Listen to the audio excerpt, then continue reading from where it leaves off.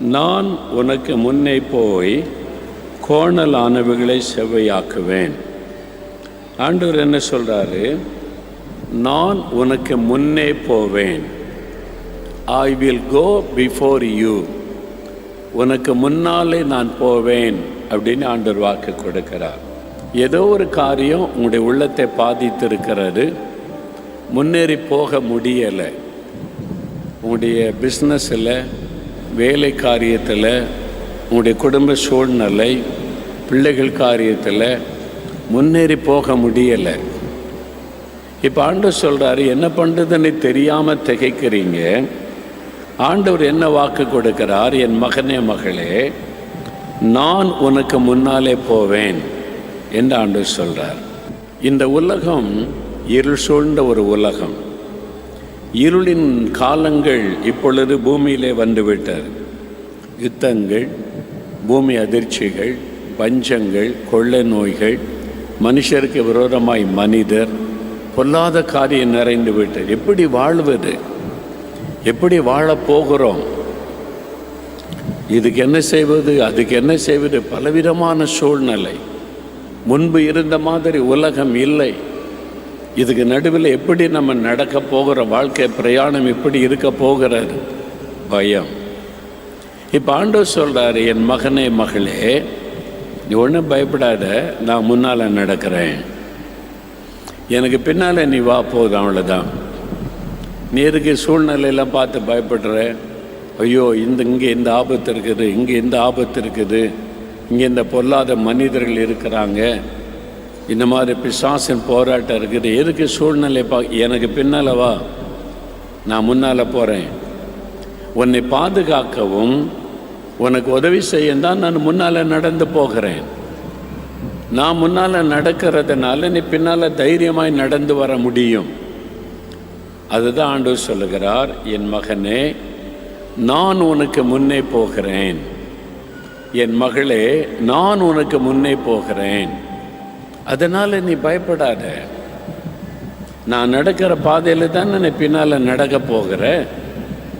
நீ இப்படி போன்னு சொல்லிட்டு நான் ஒதுங்கி நிற்கலையே. உனக்கு முன்னால் நான் நடக்கிறேன், எனக்கு பின்னால் பின்பற்றி வா, அவ்வளோதான். அதான் ஆண்டவர் சொல்லுகிறார். இன்றைக்கி நீங்கள் நடக்கிற வழி, பாதை, உங்களுடைய வாழ்க்கை, உங்களுடைய எதிர்காலம், அதை குறித்து ஒரு பயம் நிறைய பேருக்கு. எங்கே என்ன ஆபத்து வருமோ, எங்கே என்ன தடை வருமோ, எங்கே என்ன மாதிரி நெருக்கம் வருமோ, இது நடக்குமா நடக்காதா, இதெல்லாம் செய்ய முடியுமா, பலவிதமான பயம். ஆண்டவர் சொல்லுகிறார், என் மகனை ஏன் பயப்படுகிறாய், என் மகளை ஏன் பயப்படுகிறாய், நான் உனக்கு முன்னாலே போகிறேன், அதனால் பயப்படாத. ஏன் ஆண்டவர் முன்னாலே செல்லுகிறார்? அவர் முன்னாலே சென்று என்ன செய்ய போகிறார்? யாத்திராகமம் 13ஆம் அதிகாரம் 21வது வசனம். அவர்கள் இரவும் பகலும் வழி நடக்க கூடும்படிக்கு கர்த்தர் பகலில் அவர்களை வழி நடத்த மேக ஸ்தம்பத்திலும், இரவில் அவர்களுக்கு வெளிச்சம் காட்ட அக்னி ஸ்தம்பத்திலும் அவர்களுக்கு முன் சென்றார். கர்த்தர் அவர்களுக்கு முன் சென்றார். இஸ்ரவேல் மக்களை எகிப்தின் அடிமைத்தனத்தின் அழைத்து கொண்டு வந்தபோது கானான் தேசத்துக்கு அவளை வழி நடத்த வேண்டும். அவங்க 400 வருஷம் ஒரு தேசத்துக்குள்ளே அடிமைகளாக இருந்தவர்கள். எகிப்து தேசத்தில் இருக்கிற அவங்க வேலை செய்த அந்த பகுதியை தவிர வேறு எதுவுமே அவங்களுக்கு தெரியாது, எங்கேயுமே போக முடியாது. அவங்க அடிமைகளாக இருந்தவர்கள். எகிப்து தேசம் மட்டும்தான் தெரியும். இப்போ அந்த தேசத்தை விட்டு வெளியே வந்துட்டாங்க. கானான் தேசத்துக்கு போகணும், எப்படி போகணும்னு தெரியாது. கேள்விப்பட்டிருப்பாங்க, ஒரு வனாந்தரம் இருக்குது, அந்த வழியாக நடந்து போகணும். மோசே அவளை வழி நடத்தி கொண்டு வருகிறார். 30 லட்சம் மக்கள், எப்படி போகிறது? இது வனாந்தரம், இது பாம்புகளும் தேள்களும் நிறைந்த வனாந்தரம், ஒரு தண்ணீர் கூட இல்லாத ஒரு வனாந்தரம். இதில் எப்படி நடந்து போகிறது? பகல் நேரமெல்லாம் வெயிலின் கொடூரம் இருக்கும், ராத்திரியானா குளூரின் கொடூரம் இருக்கும். இதுக்கு நடுவில் சின்ன பிள்ளைகள், பெரியவங்க, குடும்பத்தெல்லாம் நடத்திட்டு போன எப்படி போவது? கர்த்தர் சொல்லுகிறார், மோசே பயப்படாத, நான் போகிறேன் முன்னால். ஒரு மேக ஸ்தம்பத்திலும் இரவில் அக்னி ஸ்தம்பத்திலும் கர்த்தர் அவர்களுக்கு முன் சென்றார். நான் வழி நடத்துகிறேன். எங்கே மேகம் நிற்கிறோ அங்கே நீங்கள் நில்லுங்க, அங்கே பாளையம் இறங்குங்க. எப்போ மேகம் எழும்பி புறப்படுதோ உடனே நீங்களும் புறப்படுங்க. நான் முன்னால் போகிறேன், உங்களுக்கு வழி காட்டுகிறேன். ஆண்டவர் தான் முன்னாலே போனார். மேக ஸ்தம்பத்திலும் அக்னி ஸ்தம்பத்திலும் கர்த்தர் அவளுக்கு முன்னாலே போனார். எதற்காக? வழி நடத்துவதற்கு, வழி காட்டுவதற்கு. இன்றைக்கு நீங்கள் தடுமாறி நிற்கிறீங்க, ஒரு வழியும் தெரியலையே, என்ன பண்ணணும், எந்த வழியாக போகணும். இந்த கடன் பிரச்சனை மாற ஒரு வழியும் தெரிய மாட்டேங்குது. இந்த பிள்ளைகள் காரியத்தில் ஒரு காரியமே எனக்கு தெரிய மாட்டேங்குது, என்ன பண்ணுவதுன்னே தெரியல. எங்கே போய் வியாபாரம் செய்தால் லாபமாக, எல்லாம் நஷ்டமாக இருக்குது, ஒரு வழியும் தெரியல. ஆண்டவர் சொல்லுகிறார், நான் உனக்கு முன்னாலே போய் வழி காட்டுகிறேன், எனக்கு பின்னாலே நீ வா. அவ்வளோதான். மேக ஸ்தம்பத்துக்கு முந்தி போகக்கூடாது, அக்னி ஸ்தம்பத்துக்கு முந்தி போகக்கூடாது, பின்னால தான் போகணும். அதுதான் முன்னால் போகணும், கர்த்தர் முன்னால் போகணும். தாவீது சொல்லுகிறார், கர்த்தரை எப்பொழுதும் எனக்கு முன்பாக நிறுத்தி இருக்கிறேன். நீங்கள் ஆண்டவரை எங்கே வச்சிருக்கிறீங்க? சிலர் ஆண்டவர் பின்னால் வச்சிருக்கிற. ஆண்டவரே நான் முன்னால் போகிறேன், நீங்கள் பின்னால் எனக்கு பாதுகாப்பாக வாங்க. ஆண்டவர் சொல்கிற அது தப்பு. நான் முன்னால் போனால் தான் சரியாக இருக்கும், எனக்கு பின்னால் தான் நீ வரணும். அப்போ தான் கரெக்டாக நான் வழி நடத்த முடியும். இல்லாண்டவரை எனக்கு எல்லாம் தெரியும், நிறைய அனுபவம்லாம் இருக்குதில்ல, நான் இதெல்லாம் செய்ய போகிறேன், எனக்கு பின்னால் வந்து என்னை ஆசீர்வதிங்க. இல்லை இல்லை, நான் முன்னால் போனால் தான் கரெக்டாக உன்னை நடத்த முடியும். இது வேண்டாம், அது வேண்டாம், இப்படி தான் செய்யணும்னு சொல்ல முடியும். அதுதான் எங்களுக்கு பிரச்சனை. ஆண்டவரே, நாங்கள் விரும்புகிறத நாங்கள் கேட்போம், நீங்கள் ஆசீர்வாதம் பண்ணுங்க, அது போதும். இன்றைக்கி அப்படி தான் நம்முடைய கிறிஸ்தவ வாழ்க்கை இருக்குது. ஆண்டவரே, நான் வந்து நீட் எக்ஸாம் எழுத போகிறேன், எனக்கு ஜெயம் கொடுங்க. அவ்வளோதான். நிறைய பேர், நான் டாக்டர் ஆக போகிறேன், எனக்கு ஜெயம் கொடுங்க. ஆண்டவரே, நான் என்ன செய்யணும்னு கேட்கறது இல்லை. நீ முன்னால் போவ, நான் பின்னால் வரணுமா? இல்லை தம்பி, இல்லை மகளே, நான் முன்னால் போகிறேன், நீ பின்னால் வா. நீ என்ன எக்ஸாம் எழுதணும், என்ன படிக்கணும், அது எனக்கு தான் தெரியும். நான் தான் உன் எதிர்காலத்தை கையில் வச்சிருக்கிறேன். நீ எப்படி போனால் நீ நன்மையாக இருக்க முடியும்னு எனக்கு தெரியும். அதனால் நீ டிசைட் பண்ணாத. இன்றைக்கி நம்ம டிசைட் பண்ணி தான் ஏமாற்றம் அடைந்து நிறைய சோர்வு, கலக்கம், முறுமுறுப்பு, பின்மாற்றம் எல்லாம் வருகிறாரு. ஆண்டவர் சொல்கிறாரு, நீ டிசைட் பண்ணாத. உனக்கு முன்னால் என்ன வீடு, நான் முன்னால் நடக்கிறேன், நீ பின்னால் வா. நான் டிசைட் பண்ணுகிறேன். நீ என்ன வியாபாரம் பண்ணணும், எங்கே பண்ணணும், நீ என்ன வேலை பார்க்கணும், எங்கே வேலை பார்க்கணும், நீ என்ன படிக்கணும், எந்த யூனிவர்சிட்டியில் படிக்கணும், எந்த காலேஜில் படிக்கணும், நான் டிசைட் பண்ணட்டும். உன் பிள்ளைகளை எங்கே படிக்க வைக்கணும், எந்த ஸ்கூலில் படிக்க வைக்கணும், நான் டிசைட் பண்ணட்டும், நீ பண்ணாத. இன்னைக்கு நம்ம தானே எல்லாம் டிசைட் பண்ணிட்டு ஆண்டவரை பின்னால் வாங்க ஆசீர்வதிங்கன்னு சொல்கிறோம். அந்த ஆண்டவர் என்ன சொல்லுகிறார், நான் உனக்கு முன்னால் போகிறேன், நீ டிசைட் பண்ணாத. நீங்கள் பாருங்கள், நான் 12 வருஷம் சென்னையில் தான் இருந்தேன். சென்னையில் அங்கே தான் நான் சுகமாக்கப்பட்டது, ரட்சிக்கப்பட்டு, ஊழியத்துக்கு ஒப்பு கொடுத்து, ஆயத்தமானது, பைபிள் காலேஜ் படித்த எல்லாம் அங்கே. வருஷத்தில் ஒரு முறை ஒரு 2 வாரம் 3 வாரம் ஊருக்கு வந்துட்டு போவேன், 4 மாவடிக்கு, அவ்வளோதான். இப்போ ஊழியன்னு வந்தாச்சு. அங்கே எங்களுக்கு அப்பா பிஸ்னஸ் பண்ணாங்க, சொத்துலாம் இருந்துச்சு. ஒரு வீடு, ஒரு பின்னால் ஒரு 4 வீடு வாடகைக்கு விட்டுருந்தாங்க. முன்னால் ஒரு வீடு, பெரிய இடம்லாம் இருந்தது. என் பெற்றோர் வந்து, எங்கள் அப்பா அம்மா வயசான காலத்தில் சொந்த ஊருக்கு போயிடுவோம், கிராமத்தில் போய் இருக்கலாம், மெட்ராஸ் பிடிக்காமல் வந்துட்டாங்க. அப்போ அவங்க சொன்னாங்க, நீ தான் சென்னையில் இருக்கிற, ஊழியம் வேறு செய்கிறன்ற, சென்னையில் இருக்கிற வீட்டை நீ எடுத்துக்க, ஓ ஷேர் அவனுக்கு தந்துடுறோம், எழுதி கொடுத்துட்றோம், நீ அங்கேருந்து ஊழியம் செய்யினாங்க. பார்த்தா வசதி, 4 வீட்டில் வாடகை வருது, இன்கம் பிரச்சனை இல்லை, சாப்பாட்டு பிரச்சனை இல்லை. முன்னால் ஒரு பெரிய இடம் இருக்குது, அதை இடிச்சிட்டு ஹாலாக கட்டினா நிறைய பேர் உட்காரலாம், ஜபெல்லாம் நடத்தலாம், பெரிய வசதியான இடம், எல்லாம் வசதியாக இருக்குது. நான் கேட்கவே இல்லை எங்கள் அப்பா அம்மாட்ட, அவங்களே கூப்பிட்டு தரேன்றாங்க, நீ எடுத்துக்க. இங்கே இருக்கிற தோட்டம், வயல் நிலங்கள், சொத்துக்களை உங்கள் அண்ணன் இன்னும் 3 பேர் இருக்காங்க, அவங்களுக்கு பிரித்து கொடுக்குறோம் அப்படின்னு சொன்னாங்க. அது ஏன் ஷேர், என்னுடைய பங்காக தருவேன்னாங்க. நான் உடனே, ஆண்டவரே எனக்கு இடம் கிடச்சிட்டு, பெரிய வீடெல்லாம் கிடச்சிட்டு, இதை ப்ளஸ் பண்ணுங்க. உடனே ஒரு ஜப கூட்டம் வச்சு, ஆசீர்வாத கூட்டம் வச்சு, ஊழியத்தை ஸ்டார்ட் பண்ணுறதுக்கு கூட்டம் வச்சு, ஜபெல்லாம் நடத்தலை. நான் ஆண்டவர்கிட்ட போய் நின்னேன். நீங்கள் தான் என்னை ஊழியத்தை கூப்பிட்டீங்க, நான் வந்திருக்கிறேன். இப்போ நீங்கள் தான் பைபிள் காலேஜ் போக சொன்னீங்க, போனேன். இப்போ ஊழியம் செய்ய சொல்லியிருக்கீங்கன்னா ரெடியாக இருக்கிறேன். எங்கள் அப்பா அம்மா இந்த வீட்டை தர்றேன்றாங்க, நான் என்ன செய்யட்டும்? நான் போய் கேட்டேன் அவன்கிட்ட, நான் என்ன செய்யணும் ஆண்டவரே? எங்கள் அப்பா அம்மாவுக்கு நான் என்ன பதில் சொல்லணும்? அப்படி தான் கேட்டேன் நான். ஆண்டவர் சொன்னார், தம்பி, சென்னையில் இல்லை அவன் ஊழியம், 4 மாடிக்கு போ, அந்த கிராமத்துக்கு போ, அங்கேருந்து தான் என் ஊழியத்தை நீ செய்யணும். அப்படியே ஆண்டவரே, சரி நீங்கள் சொல்கிறபடி நான் செய்கிறேன். ஆண்டவர் முன்னால் நடக்க, அவருக்கு பின்னால் 4 மாடி வந்துட்டேன் நான். அப்படி வந்ததுனால தான் இன்னைக்கு இவ்வளோ பெரிய ஊழியம், இவ்வளோ பேர் உட்காருகிற இடம், இவ்வளோ மகிமையான காரியம். இல்லை அப்படின்னு சொன்னால் 4 வீடு இருக்குது, வாடகை வருது, சம்பாத்தியம் பண்ணலாம், முன்னால் ஒரு இடம் இருக்குது, அது ப்ரேயர் ரூம் வச்சு ஒரு 100 பேரை வச்சு ஜெபிச்சுக்கிட்டே இருக்கிற மாதிரி ஊழியம் முடங்கி போயிருக்கும். இன்னைக்கு நிறைய பேருடைய ஆசீர்வாதம் முடங்கி போக காரணம், நீங்கள் ஆண்டவருக்கு பின்னால் நடக்காமல் முன்னால் நடக்கிறீங்க. நான் இதை செய்ய போகிறேன், ஆசீர்வாதி ஆண்டவரே. நான் இந்த பெண்ணை கட்ட போகிறேன், ஆசீர்வாதி ஆண்டவரே. இந்த பையனை கல்யாணம் பண்ண போகிறேன், ஆசீர்வாதி ஆண்டவரே. இவரை நாங்கள் தெரிந்து கொண்ட ஆசீர்வாதியும், இங்கே கடை வைக்க போகிறேன், ஆசீர்வாதியும், இதை நான் செய்ய போகிறேன், ஆசீர்வாதியும். நீங்கள் முன்னால் போகிறீங்க, அவரை பின்னால் வர சொல்கிறீங்க. ஆண்டவரே, நான் என்ன செய்யணும்? இதில் நம்முடைய சித்தம் என்ன? நீங்கள் எனக்கு சொல்லுங்கள். நீங்கள் முன்னால் போங்க, நாங்கள் பின்னால் வர்றோம். இதை பழகுங்க, உங்கள் வாழ்க்கையில் நன்மைகள் நடக்கும், ஆசீர்வாதம் நடக்கும். அவர் முன்னால நடக்க, அவர் பின்னால நான் நடக்கிறதுனால தான் இத்தனை போராட்டம், நெருக்கங்கள், அதற்கு மத்தியிலும் இந்த ஊழியம் நின்று கொண்டிருக்கிறது. அதனால்தான் தைரியமா சொல்ல முடிகிறது, ஒருத்தரை அசைக்க முடியாது. என எனக்கு முன்னாலே நிற்கிறவர், சர்வத்தை சிருஷ்டித்த ஆண்டவர், அவருக்கு பின்னாலே நான் நடந்து கொண்டிருக்கிறேன். ஓவர்டேக் பண்ணாருங்க.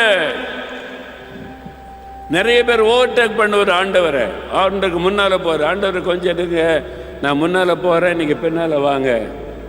யோவான் 10:4 ஆண்டவர் ஆடுகளை குறித்து, மேய்ப்பனை குறித்து பேசுகிறார்.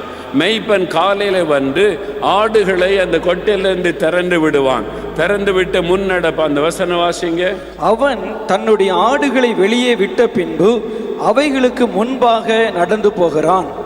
ஆடுகள் அவன் சத்தத்தை அறிந்திருக்கிறபடியினால் அவனுக்கு பின் செல்லுகிறது. மேய்ப்பன் ஆடுகளை திறந்து விட்ட உடன் முன்னாலே நடந்து போகிறான். அந்த ஆடுகள் மேய்ப்பன் எங்க போகிறான், அந்த கண்ணெல்லாம் ஆடுகள் மேய்ப்பன் மேல தான் வச்சிருக்கோம். மேய்ப்பன் நடக்க நடக்க பின்னால் அப்படி சேர்ந்து நடந்து போகும். முன்னாலே நடந்து போகிறான். அந்த ஆடுகளுக்கு அன்னைக்கு உணவு வேணும், தண்ணி வேணும், பாதுகாப்பு வேணும். ஆடுகள் மேய விட்டால் அந்த ஆடுகள் எனக்கு இன்னைக்கு நமக்கு புல் கிடைக்குமா, சாப்பாடு நல்லா கிடைக்குமா, தண்ணி வேணா தண்ணி கிடைக்குமா? ஒரு ஓநாய் வந்துட்டு, ஒரு புலி வந்துட்டு, சிங்கம் வந்துட்டு, மிருகம் தாக்க வந்தால் பாதுகாப்பு உண்டா? முன்னால் மேய்ப்பன் போகிறான், புல்லுள்ள இடங்களில் மேய்ப்பான், அமர்ந்த தண்ணீரண்டை நடத்துவான். அவனுடைய கையில் கோலும் தடியும் இருக்கிறது. எதிரி நம்மை தாக்க முடியாத நம்மை பாதுகாப்பான். அந்த நம்பிக்கை, விசுவாசத்தில் ஆடுகள் மேய்ப்பனை பார்த்து கொண்டே பின்னாலே நடக்கும். அந்த ஆடுகளுக்கு தான் எந்த ஆபத்தும் இல்லை. அப்ப நல்ல மேய்ப்பன் இயேசு முன்னால நடக்கணும், நாம் ஆடுகளாக பின்னால நடக்கணும். நீங்க மேய்ப்பனை ஓவர்டேக் பண்றீங்க. ஆண்டவருக்கு ஆலோசனை கொடுப்பாரு. ஆண்டவர் இதெல்லாம் நான் செய்ய போறேன், இதை பிளஸ் பண்ணுங்க, பிளான் எல்லாம் போட்டு கொண்டு வந்து ஆண்டவர்கிட்ட இருந்துச்சு. ஆண்டவர் இதெல்லாம் என்னுடைய பிளான், என் பிள்ளைகளுக்கு ஒருத்த பிளான், பிளஸ் பண்ணுங்க ஆண்டவரே. ஆண்டவர் ஒரு பிளான் போட்டு வச்சிருப்பார். அவர் தான் கரெக்டான பிளான் வச்சிருப்பார். நீங்க பிளான் போட்டதுனால அதை அவர் மறைத்து வைத்துக் கொள்வார். என்ன செய்யறது? அவன் பிளான் போட்டானே. நீங்க என்ன செய்யணும்? வெத்து பேப்பரை கொண்டு வந்து ஆண்டவர்கிட்ட கொடுக்கணும். வெறும் பேப்பரை கொடுத்து, ஆண்டவரே நீங்க பிளான் போட்டு தாங்க, என் பிள்ளைகளை என்ன படிக்க வைக்கணும், என் பிள்ளைகளுடைய எதிர்காலம் எப்படி இருக்கும், என் பிள்ளைகளுக்கு என்ன திட்டம் வச்சிருக்கிறீங்க, என்னுடைய வியாபாரம், என்னுடைய தொழில், என்னுடைய ஊழியம், என் எதிர்காலத்துக்கு நீங்கள் என்ன பிளான் வச்சிருக்கிறீங்க, இந்த வெத்து பேப்பரை நான் தரேன், கையெழுத்து போட்டு தரேன், நீங்கள் பிளான் போடுங்க. செய்யறதுக்கு ஆயத்தமா? அப்படி கொடுக்க ஆயத்தமா?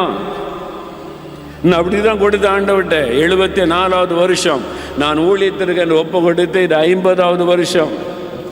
அப்படிதான் 50 வருஷத்துக்கு முன்னால் கொடுத்தேன். எனக்கு ஒன்றும் தெரியாது ஆண்டவரே, எனக்கு பேச தெரியாது, பிரசங்கம் பண்ண தெரியாது, ஜெபிக்க தெரியாது, நான் ரொம்ப குறைவுள்ள மனிதன், பலவீனமுள்ள மனிதன். ஆனால் நீங்கள் சொல்கிறதுனால உங்கள் கையில் ஒப்பு கொடுக்குறேன், நான் என்ன செய்யணும்? நான் சொல்கிறத மட்டும் செய்வியா? செய்கிற ஆண்டவரே.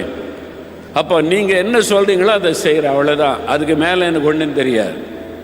இன்றைக்கு வரைக்கும் இந்த 50 வருஷமாக அதுதான். சில சமயத்தில் நான் ஓவர்டேக் பண்ணி பார்த்துருக்குறேன். என்னை அறியாமலேயே ஓவர்டேக் பண்ண ஆண்டு தலையில் ஒரு கொட்டை போட்டு இங்கே உட்காரு, நீ ஓவர்டேக் பண்ணதுனால வர்ற பிரச்சனையை பாரு, ஆண்டவர் சொல்லி கொடுப்பார். தப்பு, ஓவர்டேக் பண்ணாத, நான் முன்னால் போகிறேன், நீ பின்னால் வா, நான் சொல்கிறேன், நீ செய், அவ்வளோதான்.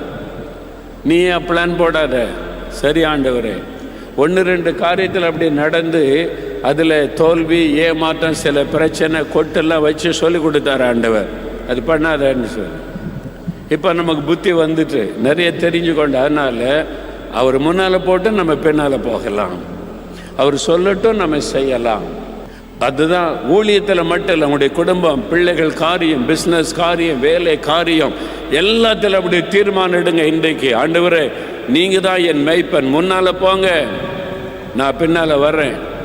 என் குடும்பம், என்னுடைய பிஸ்னஸ், என்னுடைய வேலை, எல்லாத்திலும் எனக்கு முன்னால் நீங்கள் இருக்கணும். நீங்கள் எப்படி போவீங்களோ அந்த வழியில் நான் வருவேன். சில சமயம் கரடு முரடான பாதையாக தான் இருக்கும். ஏசு ஆண்டவர் நடத்துறாரு. அது ரொம்ப பஞ்சு மத்தியில் நடத்த மாட்டார், கரடு முரடான பாதையில் தான் நடத்துவார். அதில் போகணும். அவர் 50 வருஷம் என்னை நடத்தி கொண்டு வந்த பாதை பஞ்சு மத்த கிடையாது. பாடுகள், நிந்தைகள், நெருக்கங்கள், உபத்திரவங்கள். இன்னைக்கு யூடியூப்பில் யார் யாரை திட்டுறான் பாருங்க. இன்னைக்கு இல்லை, 78 45 வருஷத்துக்கு முன்னாலே 4 மாவட்டத்தில் கூட்டம் போட்டு என்னை திட்டினாங்க. அப்போவே 45 வருஷத்துக்கு முன்னால் ஜப வீடு கட்ட தேவனுடைய வீடு கட்ட ஆரம்பித்த போது ஜப வீடு கட்டுவதை தடை செய்து பொதுக்கூட்டம் எங்கள் நால்மோடில் ஊர்வலெல்லாம் நடத்தினாங்க. நாகர்கோயிலில் இருந்து வந்தாங்க. இங்கே பெரிய மீட்டிங்லாம் போட்டு என்னை அப்போவே திட்டினான் ரோட்டில். இன்னைக்கு புதுசு கிடையாது. அந்த வழி தான் அவர் நடத்துவார். அதுதான் அவர் நடத்துகிற பாதை. அதில் சந்தோஷமாக அவருக்கு பின்னால் நடந்துக்கிட்டே இருந்தால் திட்டுனவெல்லாம் காணாமல் போயிடுவான், ஏசுனவெல்லாம் இல்லாமல் போயிடுவான். நம்ம மாத்திர நிமிர்ந்து நிற்க பண்ணுவார்.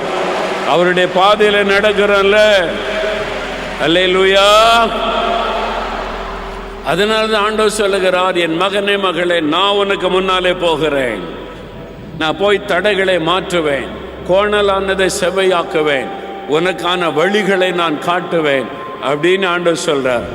பிரியமானவர்களே, இயேசு கிறிஸ்துவின் நாமத்தில் உங்களுக்கு என் அன்பின் வாழ்த்துக்கள். கர்த்தர் முன் சென்றார். எதுக்காகவா? வழி நடத்துவதற்கு. பகலிலே மேக ஸ்தம்பம், அப்படியே ஒரு மேக தூண் வந்து நிற்கும், அப்படி வழி நடத்தும். இரவில் அது அக்கினி தூணாக மாறிவிடும், அக்கினி ஸ்தம்பமாய் அது மாறிவிடும். வெளிச்சம் கொடுக்கும், ஆபத்தை காட்டி கொடுக்கும். அந்த மாதிரி ஒரு நல்ல ஒரு சூழ்நிலையாக அதை மாற்றி தரும். இந்த மக்களுடைய வாழ்க்கையில் ஆண்டவர் முன் சென்று வழி நடத்தின சம்பவத்தை வேதத்தில் பார்க்கிறோம். ஏன் அவர் முன் சென்றார்? வழி நடத்துவதற்கு. இதான் வழி. இந்த வழியில் வாங்க, இன்றைக்கி கூடார் அடித்து தங்குங்க, அடுத்து இப்போ நான் சொல்லும்போது மறுபடியும் புறப்படுங்க. அப்படி தான் ஆண்டவர் நடத்தினார். ரொம்ப ஆச்சரியமான தேவன் அல்லவா? கர்த்தர் அவ்வளோ அற்புதமாய் தாங்கி நடத்தினார். அவர் வழி நடத்துகிற ஒரு அற்புதமான ஆண்டவர். அவர் அதற்காக நம்ம கூட இருக்கிறாராம். அப்போ ஆண்டவர் என்ன சொல்லுகிறார்? என் மகனே மகளே, நீ பயப்படாதே, நான் உனக்கு முன்னே போய் கோணலான எல்லாவற்றையும் சேவையாக்குவேன், தடைகளை மாற்றுவேன், நான் காரியங்களை வாய்க்க செய்வேன் என்று ஆண்டவர் சொல்லுகிறார். இப்போ ஆண்டவரை பார்த்து சொல்லுங்க, ஆண்டவரே, நான் அதை விசுவாசிக்கிறேன். நீர் எனக்கு முன் செல்லுகிற ஆண்டவர், எனக்காக தடைகளை மாற்றுகிறவர், எனக்காக காரியத்தை வாய்க்க பண்ணுகிறவர், என்னை ஆசீர்வதித்து மேன்மைப்படுத்துகிறவர். ஆண்டவரே, என்னை கரம் பிடித்து நடத்துகிறவர். நான் அதை விசுவாசிக்கிறேன். அதற்காக உம்முடைய கரத்தில் என்னை ஒப்பு கொடுக்கிறேன். ஆண்டவரே, என்னை ஏற்றுக்கொள்ளும், என்னை கரம் பிடித்து கொள்ளும், இப்படி யார் யார் ஒப்பு கொடுத்து ஜெபிக்கிறாங்களோ ஆண்டவரே அவளை தொடும், அவர்களை உமக்கு சொந்தமாக்கி கொள்ளும். ஆண்டவரே அவளுக்கு துணை நெல்லும், அவர்களுக்கு முன் சென்று கோணலான எல்லாவற்றையும் சேவையாக்கி கொடும். உம்முடைய அன்பின் கரத்தில் இந்த பிள்ளைகளை ஒப்பு கொடுக்கிறேன். நீர் அற்புதங்களின் தேவன் என்பதை விளங்க பண்ணுவீராக. தேவரீர் இப்பொழுதும் நீர் வழி நடத்தும். இந்த பிள்ளைகள் தடுமாறி கொண்டிருக்கிறாங்க. நீங்கள் வழி நடத்துதலை கொடுங்க, கரம் பிடித்த நடத்துங்க. நீங்கள் அவங்களோடு கூட இருக்கிறதுனால இன்று முதல் ஒரு மாற்றத்தை காணட்டும். இயேசு கிறிஸ்துவின் நாமத்தில் கர்த்தர் கரம் பிடித்த நடத்தும். தடைகள் விலகுகிறது, காரியங்கள் வாய்க்கிறது, வியாதியின் வல்லமைகள் அழிக்கப்பட்டு போகட்டும். கர்ப்பத்தின் ஆசீர்வாதம் உண்டாகட்டும், தடைகள் எல்லாம் விலகட்டும். உமக்காக வளர்ந்து ஆண்டவரே உம்முடைய நாமத்தை மகிமைப்படுத்தும்படிக்கு அற்புதங்களை செய்து அவங்களை ஆசீர்வதியும். நீர் ஆசீர்வதித்து விட்ட அன்பிற்காக ஸ்தோத்திரம், ஸ்தோத்திரம், ஸ்தோத்திரம். நீர் வாக்கு கொடுத்தபடியே கோணலானதை செவையாக்கி விட்டீர், தடைகளை மாற்றி விட்டீர். அதற்காக உமக்கு ஸ்தோத்திரம் அப்பா. இயேசு கிறிஸ்துவின் நாமத்தில் ஜெபிக்கிறோம் பிதாவே. ஆமேன், ஆமேன். பிரியமானவர்களே, நிகழ்ச்சியை பார்த்து ஆசீர்வதிக்கப்பட்டிருப்பீர்கள் என்று நாங்கள் நம்புகிறோம். நீங்கள் பெற்றுக்கொண்ட நன்மைகளை எங்களுக்கு தெரியப்படுத்த மறவாதிருங்கள். மீண்டும் மற்றொரு நிகழ்ச்சியில் சந்திக்கும் வரை தேவ கிருபை உங்கள் அனைவரோடும் கூட இருப்பதாக. ஆமேன்.